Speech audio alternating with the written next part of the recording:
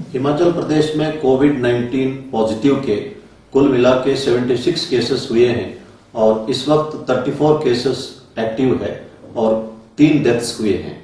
पिछले कल एक व्यक्ति बड़सर के गलोड़ से बिलोंग करता है, राजकुमार नाम का 52 ईयर व्यक्ति का डेथ हुआ है। ये बहुत अफसोस की घटना है और मैं पुलिस विभाग की तरफ से राजकुमार के फैमिली मेंबर्स को संवेदना व्यक्त करता हूं।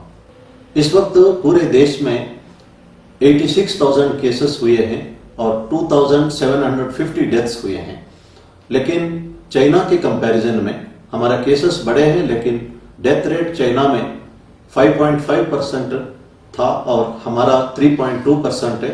हमारे देश में 35% रिकवरी रेट है। ये संतोषजनक है। शिमला के बारे में कुछ लोग सोशल मीडिया में लिखते हैं कि शिमला कोविड फ्री है।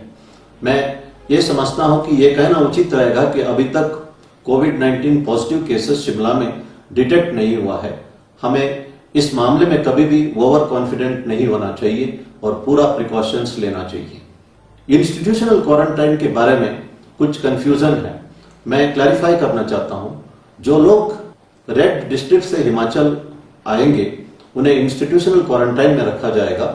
6-7 दिन के उपरांत उनका जब टेस्ट किया जाएगा, अगर टेस्ट में नेगेटिव आता है वो बाकी टाइम होम क्वारंटाइन में रह सकते हैं। Institutional quarantine plus home quarantine कुल मिला के 14 दिन का रहेगा और जो होम क्वारंटाइन का आदेश होगा उसका कड़ाई से पालना करना होगा।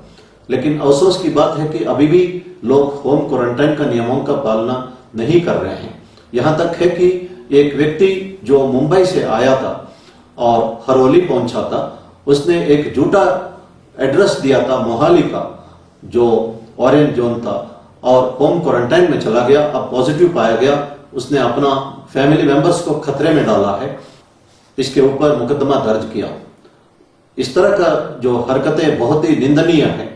हम सबको एक रेस्पॉन्सिबिलिटी समझना चाहिए और पूरा प्रिकॉशंस लेना चाहिए। जो हिमाचली विदेशों में फंसे हैं वे अगर हिंदुस्तान आना चाहते हैं तो जो रेसिडेंट कमिश्नर हिमाचल भवन दिल्ली के ऑफिस को संपर्क कर सकते हैं। उन्हें नोडल ऑफिसर बनाया गया है। ये हमारे ध्यान में आया है कि कुछ एक मकान मालिक टेनेंट्स को तंग कर रहे हैं और एडवांस रेंट मांग रहे हैं और यहां तक है कि 1 साल तक का एडवांस भी मांग रहे हैं। ये सही नहीं है।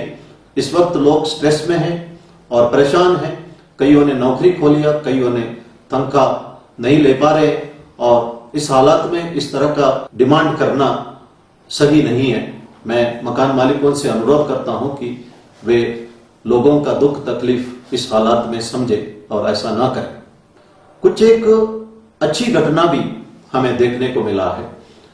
कुल्लू में एक व्यक्ति राजस्थान से आया था, उन्हें होम क्वारंटाइन का आदेश दिया गया था, लेकिन वो अपने घर से 16 किलोमीटर दूर क्वारंटाइन में रहा और अपने घर तक नहीं गया। और दूसरा एक इंस्टेंस हमारे नॉलेज में आया है कि सरकाघाट में कोरोना पॉजिटिव की वजह से एक व्यक्ति की डेथ हुई थी और उसका गेहूं का फसल काटने के लिए उसके गांव से तमाम लोग इकट्ठा होकर उन्होंने फसल काटा। लोगों में एक यूनिटी भी देखने में मिला है। बहुत सारे लोग, मेजॉरिटी लोग जो है होम क्वारंटाइन का नियमों का कड़ाई से पालना कर रहे हैं। मैं इन सबको धन्यवाद करना चाहता हूं। प्रधानमंत्री जी ने कहा है कि लोकल को बढ़ावा देने के लिए वोकल होना जरूरी है और लोकल को ग्लोबल प्रोडक्ट में पहुंचवाना है।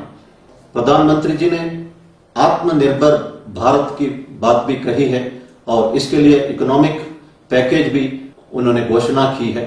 इसके उपरांत वर्ल्ड बैंक ने हिंदुस्तान को $1 बिलियन की घोषणा भी की है। ये एक पॉजिटिव डेवलपमेंट है। इसके बारे में सोशल मीडिया में तरह तरह की बातें लिखी जा रही है। मैं 1-2 बात इस संदर्भ में कहना चाहता हूं। एप्पल कंपनी के मालिक स्टीव जॉब्स ने कहा है, when you do things with passion for quality you make wonders. जब गुणवत्ता के लिए एक जुनून होता है हमारे अंदर और उस दिशा में हम काम करते हैं, गुणवत्ता बढ़ाते हैं, तो हम एक चमत्कार कर सकते हैं।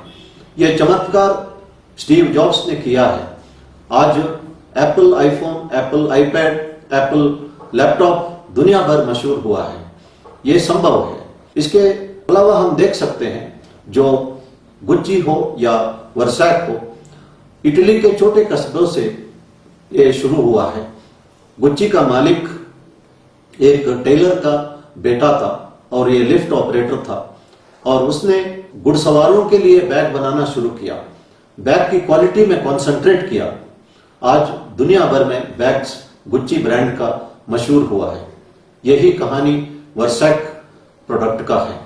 अमेरिका में कैलिफोर्निया में जो मैकडोनाल्ड ब्रदर्स एक रेस्टोरेंट चला रहे थे, रे क्रॉक नाम का एक व्यक्ति, उसका कस्टमर्स का संख्या देख के उसने मैकडोनाल्ड का फ्रेंचाइजी लेके पहली बार 1955 में इलिनॉइस में एक मैकडोनाल्ड रेस्टोरेंट शुरू किया।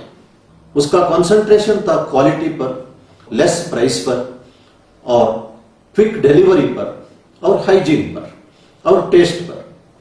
10 साल में 700 मैकडोनाल्ड रेस्टोरेंट्स अमेरिका में खुल गए और आज दुनिया में 119 राष्ट्र से ऊपर राष्ट्रों में मैकडोनाल्ड रेस्टोरेंट्स खुले हुए हैं।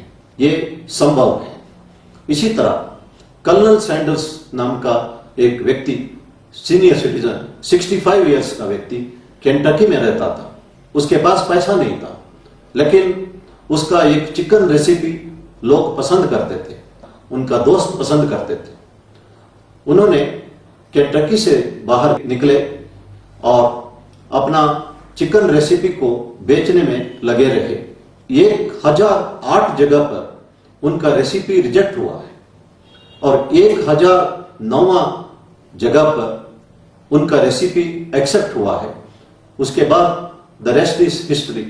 आज KFC, केंटकी फ्राइड चिकन का जो आउटलेट दुनिया भर में मशहूर है और कर्नल सैंडर्स का फोटोग्राफ KFC के बाहर हमें देखने को मिलता है।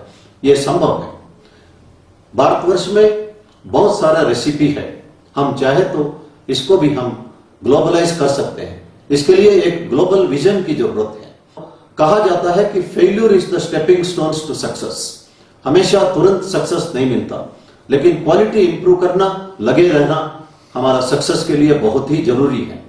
और दूसरी चीज जो आवश्यक है वो है राष्ट्रभक्ति। देश प्रेम की वजह से कई देशों ने तरक्की किया है। जापान देश द्वितीय महायुद्ध के उपरांत तबाह हो गया था। आज जापान दुनिया के सेकेंड वर्ल्ड इकोनॉमी बना है। जापान में 80% पहाड़ है, लेकिन दुनिया भर से रॉ मटेरियल लाके फिनिश्ड गुड्स जापानीज बेचते हैं। 60-70 के दशक में सबसे घटिया माल को जापानी माल कहा जाता था। उन दिनों में जो जापानी स्टूडेंट्स जो अमेरिकन यूनिवर्सिटी में पढ़ते थे, जब दूसरे बच्चे, दूसरे लोग जापानी प्रोडक्ट का मजाक करते थे, तो उस वक्त ये स्टूडेंट्स अपना जेब से उस चीज का कीमत चुकाते थे और कहते थे, अनुरोध करते थे कि किसी को यह मत कहना कि जापान देश का प्रोडक्ट डिफेक्टिव रहा है। ये उनका पेट्रियोटिज्म था और क्वेस्ट फॉर क्वालिटी था, quest for striving for excellence था। जैसे मैंने कहा है कि पैशन फॉर क्वालिटी और पेट्रियोटिज्म, ये दोनों जापान में देखने को मिलता है। इसी वजह से जापान एक समृद्ध राष्ट्र बना है। दूसरा एग्जाम्पल हम दे सकते हैं जर्मनी का। द्वितीय महायुद्ध के उपरांत जर्मनी सरेंडर किया और जर्मनी का कब्जा हुआ। अमेरिका, रशिया, ब्रिटेन और फ्रांस काफी साल तक कब्जा रहा। कब्जा छुड़ाने के उपरांत जर्मनी फिर से एक समृद्ध राष्ट्र बना है। इसके पहले भी पहला महायुद्ध के उपरांत जर्मनी तबाह हुआ था। द्वितीय महायुद्ध के पहले जर्मनी फिर समृद्ध राष्ट्र बना हुआ था। मैं एक छोटी सी एग्जाम्पल बताना चाहता हूं। जर्मनी में कोलोन के नजदीक एक छोटी सी टाउन है जिसका नाम जोलिंगन। वहां पे एक सब्जी की दुकान में 2 बोर्ड लगे हुए थे। जो गाजर स्पेन से इंपोर्टेड था वो अच्छा क्वालिटी का था और उसका दाम आधा था, और दूसरा जो लोकल प्रोड्यूस्ड गाजर था उसका दाम दुगना था और क्वालिटी इतना अच्छी नहीं थी। लेकिन मैंने पूछा दुकानदार से कि इस तरह का बोर्ड लगाने से लोकल प्रोड्यूस कैसे बिकेगा। उसने कहा कि थोड़ी देर देखते रहना। आधा घंटा में मैंने देखा कि जो लोग आते थे वे लोकली प्रोड्यूस्ड जो गाजर है, जो उतना अच्छा क्वालिटी का नहीं था, और दुगना दाम देख के उसको खरीदते गए। मैं इसको देख के हैरान हुआ। ये जर्मन लोगों का देशभक्ति था। हम सोच सकते हैं कि अगर शिमला में जो इंपोर्टेड एप्पल्स होते हैं या लोकली प्रोड्यूस्ड एप्पल्स होते हैं, और अगर इंपोर्टेड एप्पल्स अच्छा क्वालिटी का हो और सस्ता हो, क्या हम ये कर सकते हैं? ये सब सवाल हमको अपने आप को पूछना है। जब हम लोकल प्रोड्यूस को एनकरेज करेंगे तभी वो ग्लोबली कॉम्पीट कर पाएंगे। इसके लिए एक ग्लोबल विजन की जरूरत है और पैशन फॉर क्वालिटी की जरूरत है और देशभक्ति की जरूरत है। प्रधानमंत्री जी ने कहा है कि इस संकट की घड़ी में जब हिंदुस्तान में एक भी पीपी किट उत्पादन नहीं होता था और N95 मास्क ना का बराबर प्रोड्यूस होता था, आज देश में 2 lakh per day PP kit और 2 lakh per day N95 mask produce हो रहे हैं। ये संभव है। इस वक्त साइंटिस्ट, हमारे डॉक्टर्स लगे हैं वैक्सीन और मेडिसिन की खोज में, और हमारे इंजीनियरिंग स्टूडेंट्स ने भी पोर्टेबल वेंटिलेटर्स तैयार किए हैं।